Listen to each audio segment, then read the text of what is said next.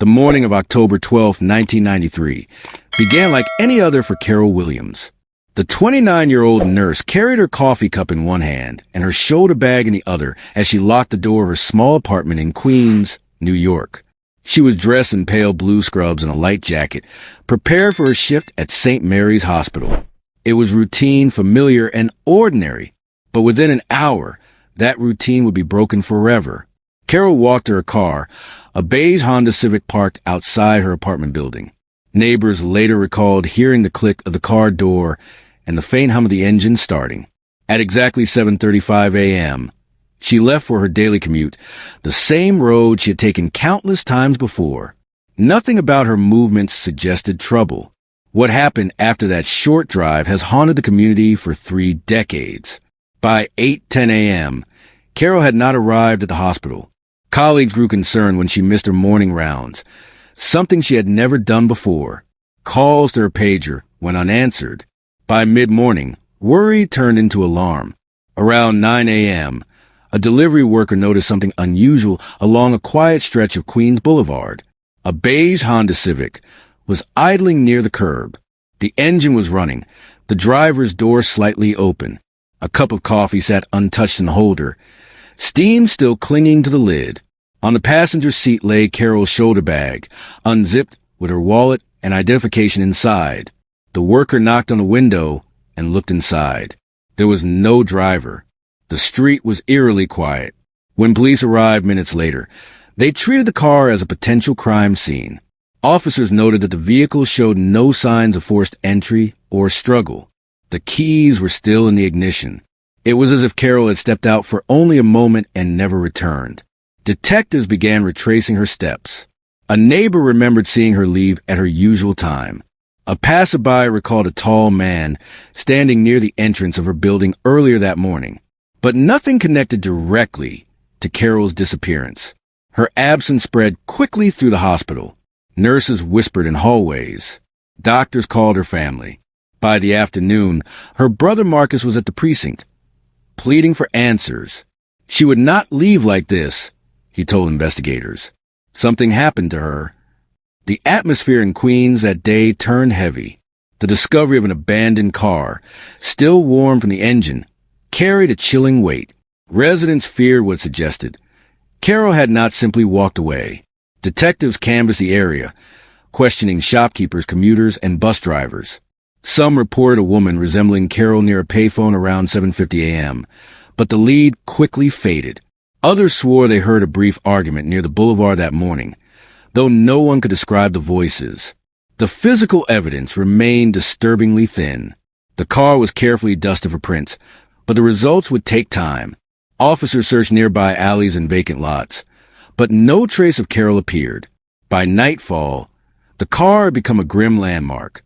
Police tape fluttered under the streetlights, and reporters crowded behind barricades, demanding updates. Residents passing by lowered their voices, speaking of the nurse who had vanished without a sound. The day that began with routine ended in silence, broken only by unanswered questions. Who had been waiting near her building that morning? Why was her car left in such an obvious spot? And where was Carol Williams? Detectives knew one truth. Whatever happened to Carol, it unfolded in a narrow window of time, those short minutes between her departure from home and the discovery of her abandoned car. The search for answers was only beginning, but as investigators pressed forward, they would learn that this disappearance was not a random event. It was the start of a dark story that would stretch across 3 decades.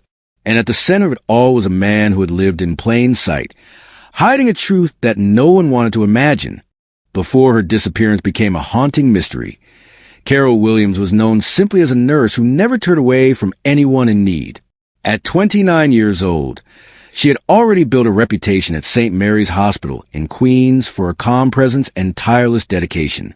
Patients often described her as the nurse who smiled even when the night was long and the work was heavy. Her colleagues admired her patience. Younger nurses sought her guidance, while senior doctors trusted her judgment. Carol had a way of balancing professionalism with kindness. To her, every patient was more than a chart or a bed number. She believed in listening, in holding a hand when fear was stronger than medicine.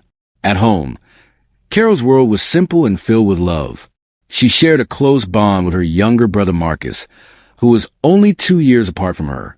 They had grown up together in a modest apartment in Queens with their mother, Evelyn, after their father passed away during their teenage years. The siblings became inseparable. Marcus later recalled how Carol would push him to finish school assignments and remind him to chase his goals. She wanted the best for everyone, not just herself, he said years later. Away from her shifts, Carol enjoyed the quiet company of books. Her small apartment shelves carried a neat collection of crime and mystery novels. She often joked with her friends that she could have been a detective if she had not chosen nursing, nights when she was not on duty. She would curl up on a couch with a paperback and a cup of tea, lost in fictional investigations that always found their endings. Her life also carried ambition. Carol dreamed of becoming a head nurse, a goal she often spoke about with determination. She had enrolled in leadership courses and was building the skills she believed would help her guide a new generation of nurses. To those who knew her, she was not only hardworking but also forward-looking, planning a future that seemed full of promise. Routine anchored her days. Each morning she prepared coffee, packed her bag with her medical notes, and left at the same time. She was reliable to the minute, a habit shaped both by her profession and her personality. It was this reliability that made her sudden disappearance stand out so sharply. Carol was not someone who failed to call, who missed shifts, or who vanished without explanation. Her co-workers at St. Mary's remember her laugh during lunch breaks, her way of lightening heavy days, and her endless supply of pens tucked in her pockets. Patients remember her voice, soft but steady, assuring them through pain. Family remember her as the daughter who always called her mother before leaving work, the sister who never missed Marcus's milestones. When she disappeared, these details became more than memories. They became reminders of how deeply she was rooted in the lives around her. Every corner of her world reflected her presence, from the hospital corridors where her footsteps once echoed, to the family dinners where her chair now stood empty. Carol Williams was not a headline or a case number. She was a woman with dreams, routines, and bonds that shaped the lives of many. And it was this very ordinariness, this steady, caring life, that made her sudden absence feel so shocking, so unnatural, and so impossible to accept. The community would soon learn that the woman who gave so much light could be taken in a moment, and the question of who had stolen that light would shadow every step of the investigation that followed. Carol Williams left her apartment at 7:35 a.m. that October morning. She carried her coffee, locked the door behind her, and walked down the narrow hallway of her Queens building. Neighbors later recalled hearing her footsteps echo on the stairs, the familiar sound of a routine she never broke. Outside, the city was already alive. Buses hissed at the curbs, traffic lights blinked in rhythm, and commuters hurried toward trains. Carol slipped behind the wheel of her beige Honda Civic and began her short drive toward Queens Boulevard, the same path she took every morning to reach St. Mary's Hospital. But she never made it. By 8:10 a.m., her absence at the hospital was noticed. A colleague tried paging her, assuming traffic had delayed her. When the call went unanswered, another nurse grew uneasy. Carol was known for her punctuality. By 8:30, unease had turned into concern. At 9 a.m., a delivery worker spotted something strange near a quiet side street off Queens Boulevard. A beige car was idling near the curb, engine running, driver's side door slightly ajar. Steam curled from a coffee cup in the holder. On the passenger seat, a shoulder bag lay open, its contents undisturbed. There was no driver in sight. The worker hesitated, then approached, peering inside. The car keys were still in the ignition. Wallet, ID, and keys all remained untouched. The sight was unsettling, as if the driver had stepped away for only a moment but had never come back. Police arrived quickly after the call. They studied the vehicle with careful eyes. No broken glass, no signs of forced entry, no scuffed marks or torn fabric to suggest a struggle. But the scene told a silent story that every detective recognized. Something was very wrong. Detectives began canvassing the area. They questioned shop owners who had opened their stores early. A bakery worker remembered seeing a woman matching Carol's description at a crosswalk not far from the car's location. Another witness recalled something more chilling, A man loitering near Carol's building earlier that morning. Tall, broad-shouldered, with a jacket pulled tight against the cold. He had been leaning against a wall, staring in the direction of her apartment. When pressed, the witness could not recall his face clearly, just his presence, just the unease he created. News of the abandoned car reached Carol's family by mid-morning. Her brother Marcus rushed to the precinct, his voice sharp with fear. She would not leave her things behind, he insisted. She would not leave her car like that. His words echoed the growing suspicion of investigators. Detectives returned to the vehicle, this time treating it as a crime scene. Forensic technicians dusted for fingerprints. Officers searched the surrounding streets, scanning alleyways and parking lots. But every sweep ended the same way. Empty. Back at the hospital, Carol's colleagues gathered in silence. The nurse, who was never late, never absent, had vanished without explanation. By the afternoon, the whispers spread through Queens. A young nurse had disappeared on her way to work, and her car was found abandoned. The mood in the neighborhood shifted. Mothers warned their daughters not to walk alone. Shopkeepers kept their eyes on the street longer than usual. The sight of the beige Honda Civic with police tape wrapped around it became a grim reminder of something hidden, something threatening. That evening, reporters surrounded the scene, their cameras flashing as investigators worked under the harsh glow of streetlights. One officer muttered that the car felt staged, deliberately left where it be found, as if mocking the search for answers. Detectives knew this was no simple disappearance. The untouched belongings, the running engine, the suspicious figure near her building. It all pointed to foul play. But without a witness who saw the exact moment Carol vanished, and with so little physical evidence, the investigation faced a terrifying reality. Carol Williams had disappeared in the middle of a busy city morning, in plain sight of countless people, and yet no one could say where she went or who had taken her. And with every hour that passed, the fear in Queens grew stronger. From the moment Carol's abandoned car was discovered, detectives moved quickly. They knew the first 48 hours would be critical.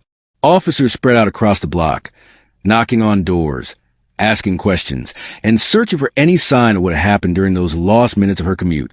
Neighbors described Carol as polite and predictable.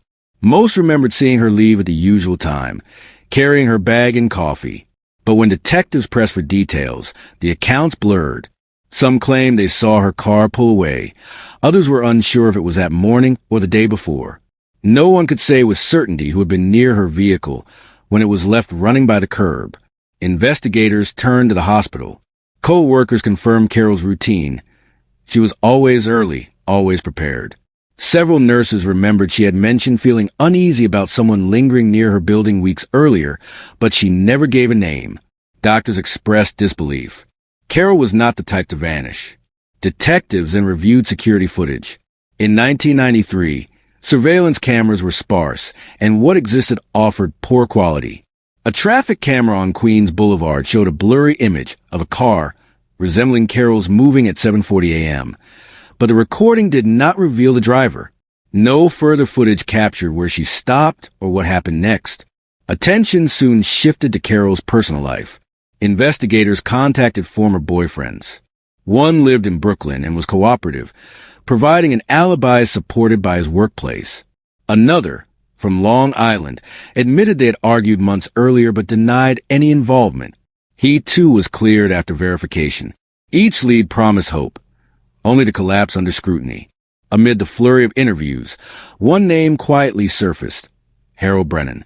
He was Carol's landlord, a 45-year-old man who lived in the same building. Detectives noted his access to tenants and his presence in the neighborhood that morning. They brought him in for routine questioning.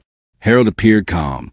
He claimed he had been at home, repairing a leaky pipe around the time Carol left for work. He described her as a nice girl, always polite, and expressed surprise at her disappearance. Without physical evidence or a witness linking him directly, detectives had little reason to press harder.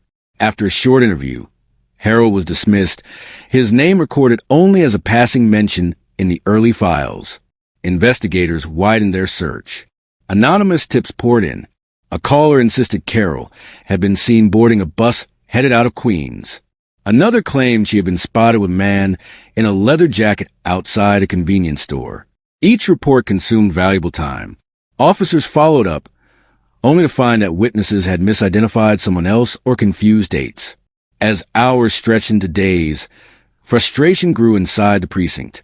The timeline of Carol's last movements was fragile, full of gaps no one could close. Detectives knew she had left her apartment, started her car, and begun her drive. After that, the trail vanished. Family members called repeatedly, begging for updates. Marcus visited the station daily, his voice tense with worry. "You cannot let this fade," he told officers. "She needs to be found." His pleas echoed the urgency investigators already felt, yet progress was slipping through their hands. By the end of the first week, the case showed troubling signs. No clear suspect, no reliable witness, no physical evidence beyond the abandoned car. The unanswered questions piled higher than the answers. And though the detectives did not know it then, the man who held the truth, Harold Brennan, had already been in their sight. He had walked out of the station unshaken, blending back into the neighborhood he had long controlled. The early investigation, meant to bring clarity, had instead left detectives chasing shadows. And those shadows would only grow darker as weeks turned into months.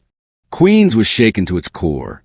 The news of Carol Williams vanishing without a trace spread from block to block, gripping the neighborhood with fear that people had not felt in years. Her mother, Evelyn, stood on the front porch the morning after the discovery of the car, her hands trembling as reporters swarmed the family's home. She could barely speak, her voice breaking as she begged for her daughter's safe return. Her younger son, Marcus, only 22 at the time, tried to shield her from the flashing cameras. But there was no escape. Their private nightmare had suddenly become a public tragedy. Carol's co-workers at St. Mary's Hospital were equally devastated. They lit candles outside the emergency room entrance, lining the steps with flowers and handwritten notes.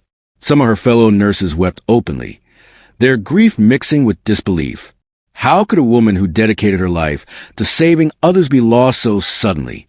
They began calling the case the nurse vanishing, a name that soon made its way into headlines across New York. The community responded with an outpouring of support. Flyers bearing Carol's photo were taped to storefront windows, bus stops, and telephone poles. Volunteers knocked on doors, asking if anyone had seen anything unusual that October morning. Vigils were organized in local churches, with neighbors filling pews and holding hands as prayers echoed to the halls. But with compassion came whispers. At grocery stores and laundromats, people traded theories in hushed voices. Some insisted it had to be someone close to her. Others feared a stranger was prowling the neighborhood, waiting for another chance to strike. The uncertainty was terrifying. Women in Queens began changing their routines, taking different routes to work, walking in pairs, locking their doors earlier at night. The media only heightened the tension. News anchors broadcast images of Carol's smiling face across evening television, alongside footage of the abandoned car. Headlines screamed of mystery, danger, and fear.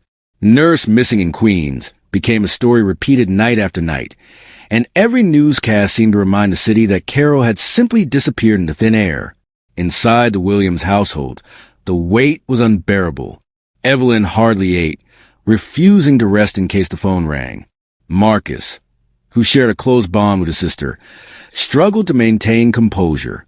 He admitted to friends that he kept replaying their last conversation in his mind, wondering if he had missed some hidden meaning or warning. The guilt was overwhelming, and the silence inside their home felt heavier with every passing hour. The community's fear soon turned into collective determination.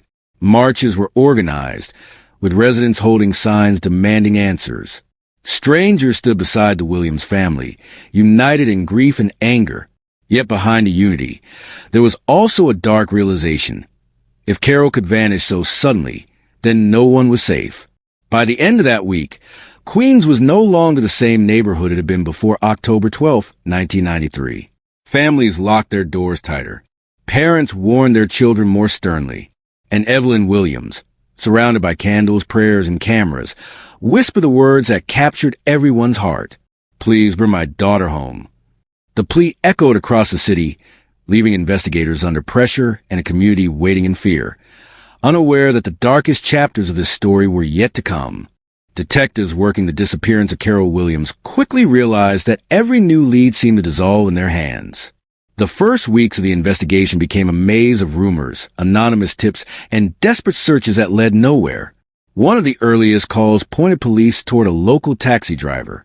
A woman claimed she saw Carol entering his cab near Queens Boulevard on the morning she vanished. Detectives tracked him down, questioned him for hours, and even searched his vehicle. The driver insisted he had never met Carol. Records of his fares that morning confirmed his story. The witness later admitted she might have confused Carol with another woman in a similar coat. What had seemed like a breakthrough dissolved into nothing. Days later, attention shifted to the hospital where Carol worked. Several nurses reported that a man had been seen loitering near the emergency room entrance in the weeks before she disappeared. He was described as middle-aged with thinning hair, often standing silently by the parking lot at night. Some began to wonder if Carol had caught his eye. Detectives canvassed the area, looking for the supposed stalker. They stopped men who fit the description, questioned security guards, and checked visitor logs. No trace of the mysterious figure could be confirmed. It was as if he had never existed. The phone at the precinct rang constantly with anonymous tips. Some callers claimed to have spotted Carol in Manhattan, walking with a man. Others swore she had been seen boarding a bus to Atlantic City. One caller even insisted that Carol had staged her disappearance, choosing to escape the stress of her life. Investigators followed up on each claim, driving long hours, checking bus stations, casinos, and hotels. Each trail ended the same way, with no sign of Carol. Every false lead drained both manpower and hope. Detectives grew weary as reports stacked up, each more unreliable than the last. Some began to quietly fear that the truth was slipping further away with every passing day. Through all of this, Harold Brennan, the 45-year-old landlord, remained on the periphery of suspicion. Neighbors described him as strange, distant, and overly watchful of tenants. Some remembered unsettling conversations, odd comments about privacy, and the way he lingered too long in hallways. Detectives had briefly questioned him in the first days, but with no direct evidence connecting to Carol, he was dismissed as eccentric rather than dangerous. The oversight would prove haunting. Meanwhile, frustration spread through the community. Families who had once filled church pews at vigils began to question why there were still no answers. Reporters demanded progress, pressing detectives during every press briefing. The phrase false leads became a constant headline, and the sense of failure grew heavier with each article. Inside the Williams home, Evelyn and Marcus clung to hope, but the endless stream of rumors only deepened their pain. Evelyn described the torment of hearing strangers claim that her daughter had simply run away. Marcus grew angry whenever reporters repeated such theories, insisting that Carol would never abandon her family or her patients. By the end of the second month, investigators faced exhaustion. Files filled cabinets. Tip lines went unanswered, and the once bustling search began to slow. Every dead end left detectives staring at the same haunting truth. Carol had vanished, and despite all the noise, they were no closer to finding her. The case was not just stalling, it was sinking, and hidden among the discarded leads was one name that would return again, darker than before: Harold Brennan.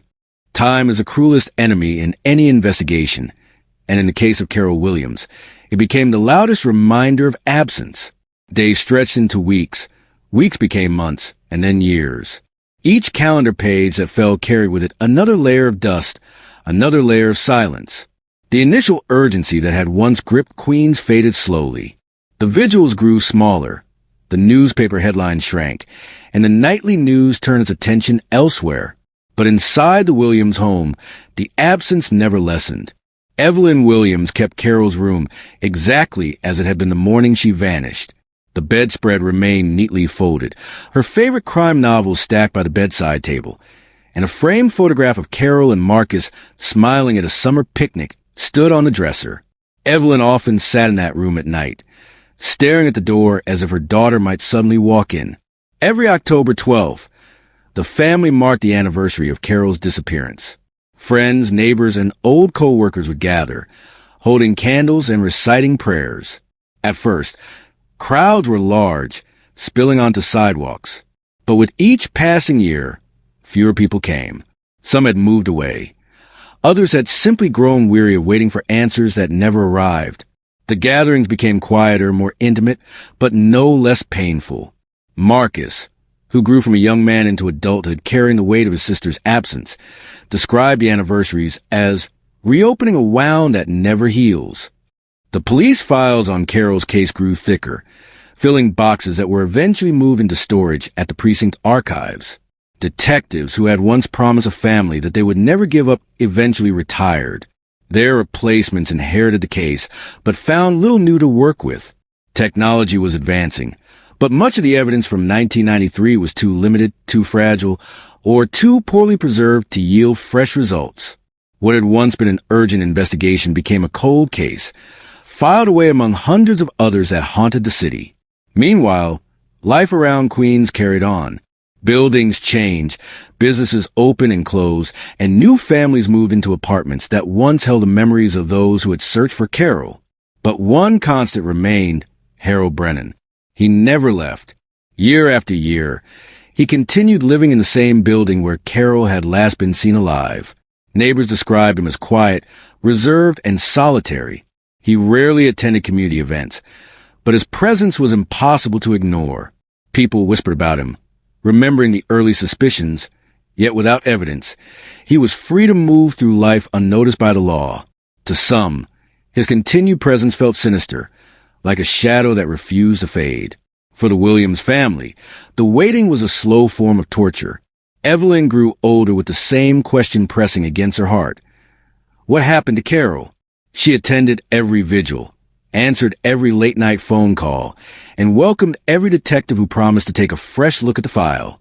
Marcus, now an adult with a family of his own, carried the same weight. He admitted in interviews that every time his phone rang unexpectedly, he braced himself for news, hoping for answers, fearing the worst. 3 decades passed in the state of haunting silence. The case lingered like a ghost, neither solved nor forgotten, a wound that never closed. Carol's name would appear occasionally in articles about unsolved cases, usually as part of a list. But to those who loved her, she was not a name in an archive. She was a daughter, a sister, a friend. Her absence defined their lives. And through all of it, one truth became more unbearable with every year. Someone out there knew what happened. Someone was carrying the secret of Carol Williams. That secret had survived 30 years of silence. But silence has limits. And in time, shadows have a way of coming to light. The years of silence were finally broken in the spring of 2023. At the Queens Cold Case Unit, Detective Amy Rodriguez sat at her desk, scrolling through a list of dormant files she had been assigned. The Williams case was just another folder among hundreds, a thick stack of reports and photographs that told a story of loss without resolution. Yet something about Carol's name struck her. Perhaps it was the way her photo, smiling, vibrant, filled with life, contrasted so sharply with the bleakness of file. One morning, as Amy sifted through digital notifications from national forensic databases, a message flashed across her screen. It was brief, clinical, and almost easy to overlook. Touch DNA match confirmed. The sample, recovered from Carol's handbag in 1993, had finally yielded a profile. After years of being too weak to test, advances in technology had made it possible. The name that appeared beside the match chilled her: Harold Brennan. Amy leaned back in her chair, staring at the screen. The name was not unfamiliar. She remembered skimming through early witness statements where Harold, Carol's landlord, had been questioned and dismissed. His file had been thin, just a note about a short interview, no charges, and no follow-up. Now, 3 decades later, his name had returned like a ghost. She immediately reopened the case. Dust-covered files were pulled from archives, scanned, and laid out across her desk. Carol's last morning, the abandoned car, the unanswered questions, all of it unfolded in front of her. And in the middle of it, Harold Brennan's quiet presence loomed larger than ever. Digging deeper, Amy uncovered a disturbing pattern. Buried in housing authority complaints and old tenant records were fragments of Harold's past. Women who had lived in his building had filed harassment complaints. Some reported him watching them through cracked doors or following them in hallways.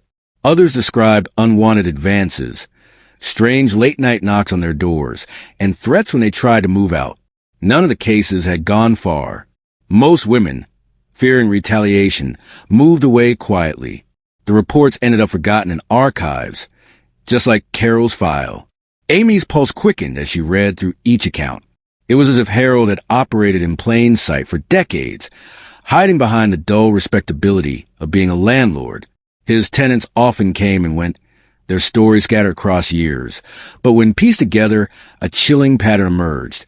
He preyed on women, and no one had ever stopped him.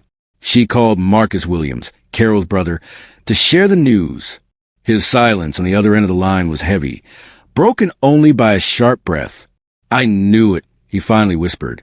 "All these years, I knew someone had taken her." Evelyn, Carol's mother, sat in the background, her hands trembling as she clutched the phone. For them, it was the first flicker of hope in 30 years, mingled with pain that justice had taken so long. Amy pressed forward. She requested updated surveillance on Harold, now 75 years old, still living in the same Queens apartment building. He kept to himself, his hair gray, his pace slower, but his habits unchanged. To neighbors, he was just another aging man who fed pigeons on the stoop. To Amy, he was a predator who had evaded justice for too long. The database match gave her a foothold, but she needed more. She reviewed Carol's handbag, now preserved in evidence storage, and arranged for newer testing methods. Fibers, fingerprints, even microscopic traces of skin cells were analyzed again. Each result pointed back to Harold Brennan. The connection between him and Carol, once fragile, was now undeniable. What began as a flicker of hope was quickly turning into a fire. Amy was determined not to let this case slip back into silence. As she pieced together evidence and tenant testimonies, one thought kept her awake at night. If Harold Brennan had harmed Carol, could there be others? The silence of 3 decades was about to end. But when it came the possibility of uncovering horrors far greater than anyone had imagined, Detective Amy Rodriguez knew cold cases could consume investigators. She had seen colleagues fall into old files and never emerge, their careers swallowed by shadows of the past. Yet from the moment Harold Brennan's name appeared on her screen, she felt a pull she could not resist. Carol Williams was no longer just a case file. She was a promise Amy could not break. Sleep came in fragments. Her desk filled with photographs, handwritten notes, and boxes of evidence that had not been touched in years. She mapped Harold's life across 3 decades. Every address, every tenant complaint, every recorded police call. What emerged was not the quiet, aging landlord the neighborhood knew, but a predator who thrived in silence. Amy traced property records and found that Harold maintained a small storage unit in Brooklyn, rented since the mid-1990s. On paper, it seemed ordinary, a place for furniture and old records. But the consistency of the payments, never missed for nearly 30 years, raised her suspicions. She obtained a warrant. When officers cut the lock and rolled up the metal door, dust poured out like smoke. Inside were cardboard boxes stacked neatly, each labeled with years. 1987, 1991, 1993, and onward. Amy's chest tightened as she opened the first box. Inside were women's belongings, scarves, hairbrushes, journals, and even photographs with faces cut from frames. None were labeled with names, but each item whispered a story of someone who had once lived under Harold's roof. And then she found it, a small gold locket, its hinge worn from use. Inside was a faded picture of Carol Williams and her younger brother Marcus, smiling together at a summer fair. The discovery froze the room. After 30 years, Carol's belongings had surfaced, hidden in the storage unit of the man who had once claimed to know nothing about her disappearance. The find was damning, but Amy needed more. She began tracking down former tenants, women who had lived in Harold's building across the years. Some were reluctant to speak, their voices trembling as if the fear had never fully left. Others broke down as they recalled encounters that had haunted them. One woman described Harold entering her apartment under the pretense of fixing a leak, only to corner her in the kitchen. Another spoke of him following her late at night, whispering threats when she resisted his advances. None had reported him formally, terrified of eviction or retaliation. Each story carried the same undertone. Harold used a position as landlord to manipulate, control, and isolate women. Carol had been no exception. Amy pieced together a chilling pattern. Harold targeted women who lived alone, who trusted the safety of the building he controlled. Late nights turned into early mornings as Amy connected each testimony with the evidence from the storage unit. She saw the outlines of a predator who had hidden behind locked doors and routine, his crimes scattered across decades. But unlike before, the fragments were no longer separate. They formed a clear and horrifying picture.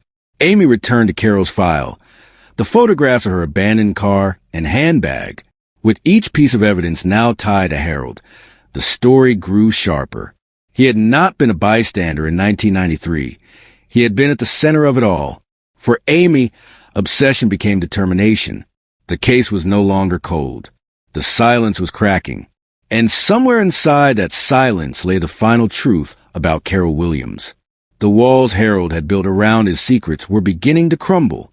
But Amy knew the most dangerous part was still to come, confronting him face to face. The interview room was stark and cold, its white walls bare except for a small camera fixed in the corner. Harold Brennan sat across from Detective Amy Rodriguez, his frail hands folded neatly on the table. At 75, he looked like any other aging man. Gray hair, lined face, slow movements. But Amy knew the truth buried beneath that quiet exterior. At first, Harold appeared indifferent. He answered questions with short replies, his tone calm, his expression unreadable. When asked about Carol Williams, he shrugged and repeated what he had told detectives 30 years earlier. "I hardly knew her," he said. "She was a tenant, kept to herself. I had nothing to do with her disappearance." His voice carried the same rehearsed certainty he had used decades before. Amy slid a small evidence bag across the table. Inside was the gold locket recovered from his storage unit. For the first time, Harold's mask shifted. His lips tightened, his eyes flickered toward the evidence, and his hand twitched against the table. Still, he denied everything. "That is not mine. I did not know how that got there." Then came the DNA report. Amy placed a folder in front of him, reading aloud the words that tied his skin cells to Carol's handbag. The silence in the room grew heavy. Harold leaned back in his chair, the calmness slipping from his posture. His breathing quickened, his gaze lowering to the table. Minutes passed before the first crack appeared. His voice, when it came, was low and uneven. She was supposed to respect me. They all were. Amy waited, letting the silence press against him. The confession unraveled piece by piece. Harold admitted that on the morning of October 12, 1993, he had knocked on Carol's door under the pretense of fixing a plumbing issue. When she let him in, he used the opportunity to corner her. "I told her she could not ignore me anymore," he muttered, his words trembling between anger and guilt. "She fought me. She tried to run." His voice cracked. "I could not let her leave." He described how he had forced her toward his car, insisting he only meant to teach her a lesson. The words were chilling in their simplicity. A predator justified his cruelty as control. He admitted to driving her away from a neighborhood, his obsession blinding him to the horror he was inflicting. He never said exactly how her life ended, only that she stopped struggling. The vagueness made the truth even more disturbing. Harold's confession went beyond Carol. He spoke of other women, tenants he had watched, followed, and threatened. His control over them had given him a twisted sense of power. They needed to know who was in charge, he said, his voice a whisper of shame and pride. By the time Harold stopped speaking, the room was thick with the weight of his words. Amy sat in silence for a long moment, staring at the man who had hidden in plain sight for decades. His confession confirmed what Carol's family had always feared. She had been taken by someone she knew, someone who had turned trust into a weapon. When officers entered the room to escort him to holding, Harold did not resist. He shuffled forward, the weight of his years heavy on his shoulders. Yet for the first time, the mask was gone. The predator had revealed himself. For Amy, the confession was not victory but validation. The silence that had haunted this case for 30 years was finally broken. But with it came the darkest truth, that Carol's life had been stolen by a man who believed control was his right. And now, at last, that man would face justice. The news spread through Queens like wildfire. After 30 years of silence, police cars pulled up outside Harold Brennan's building in the fall of 2023. Neighbors watched from windows and sidewalks as the elderly landlord, once seen as nothing more than a quiet figure feeding pigeons on the stoop, was let out in handcuffs. His frail frame, bent with age, did little to soften the horror of what people had just learned. The man who had lived among them for decades was a predator. Reporters swarmed the block within hours. Headlines called it "The Nurse Vanishing Solved" and "Landlord Arrested After 30 Years." Television crews captured images of Brennan being escorted into custody, his expression blank as flashes lit his face. For longtime residents, disbelief turned into fear. He lived right here all these years, one woman told cameras, and we never knew what he was capable of. For the Williams family, the arrest was a storm of emotions. Marcus stood outside the courthouse, his jaw tight, his voice unsteady. "This does not bring my sister back," he said, "but it finally gives us answers." Their mother Evelyn wept as she clutched Carol's photograph, her tears falling with both grief and relief. For 30 years she had prayed for clarity, and now the truth had finally surfaced. The cost of waiting had been unbearable, but silence had been broken at last. The courtroom became the stage where 3 decades of mystery were laid bare. Prosecutors presented the evidence with precision. The touch DNA recovered from Carol's handbag, the gold locket discovered in Harold's storage unit, and the chilling testimonies of former tenants who described his harassment and threats. Each detail painted a picture of a man who had hidden his violence behind locked doors and routine. When the locket was held up before the jury, a hush fell over the room. Inside it, the photograph of Carol and Marcus smiled back at a courtroom filled with strangers. For the family, it was a reminder of the life stolen, the laughter silenced, and the years lost. Neighbors and former tenants filled the gallery, their faces etched with shock. Some shook their heads, struggling to reconcile the image of the quiet landlord with the predator described in testimony. Others sat in silence, too stunned to speak. One former tenant whispered to a reporter, "I always felt uneasy around him. I wish I had said something sooner." As the evidence unfolded, Harold sat motionless at the defense table. He no longer attempted to deny his actions. His earlier confession hung in the air, undeniable and damning. The jurors listened intently, their expressions grim. The arrest not only brought the Williams family a measure of closure, but also rattled the wider community. For years, Harold had been part of their neighborhood, his presence so ordinary that suspicion faded. Now, they learned he had been hiding the darkest of secrets. The betrayal cut deep. When the hearing ended that day, Evelyn and Marcus walked out of the courthouse together, their hands clasped tightly. Reporters surrounded them, asking if justice felt near. Evelyn's voice broke as she answered, "Justice is never complete when a life is gone, but at least the truth has spoken." Queens would never look at Harold Brennan's old apartment building the same way again. For the community, his arrest was a reminder that evil can live quietly among them, disguised by routine and silence. For Carol's family, it was a beginning of long-awaited accountability. But justice was not finished. The trial loomed ahead, promising to reveal even more of the darkness that Harold had kept hidden for decades. Carol Williams' story is more than the account of a crime solved after decades. It is a reminder of resilience, of the quiet but unyielding strength families carry when answers remain out of reach. For 30 years, the Williams family lived in uncertainty, clinging to fading hope, refusing to let Carol's memory vanish. Their persistence kept her name alive, ensuring her story was never fully silenced. This case also demonstrates the power of forensic science. What once seemed impossible, a single trace of touch DNA preserved on Carol's handbag, became the key that unlocked the truth. Technology advanced, and with it, the possibility of justice, even when time had nearly buried the evidence. It is a lesson that science does not merely serve the present. It carries a promise of the past. Equally important is the dedication of cold case detectives like Amy Rodriguez. Her determination transformed forgotten file into a pursuit of justice. Where others had accepted silence, she pressed forward. Her work reflects the persistence of law enforcement officers who believe no case is too old, no victim undeserving of answers. But above all, Carol is remembered not only as a victim but as a daughter, a sister, and a nurse who devoted her life to caring for others. She is remembered for her laughter, her kindness, and the dreams cut short. By telling her story, justice does not end at the courtroom. It extends into memory, ensuring her life has meaning beyond tragedy. Carol's case is a testament to truth's endurance. Even decades later, justice can emerge from silence. The past may be long, but the truth waits patiently, ready to be found.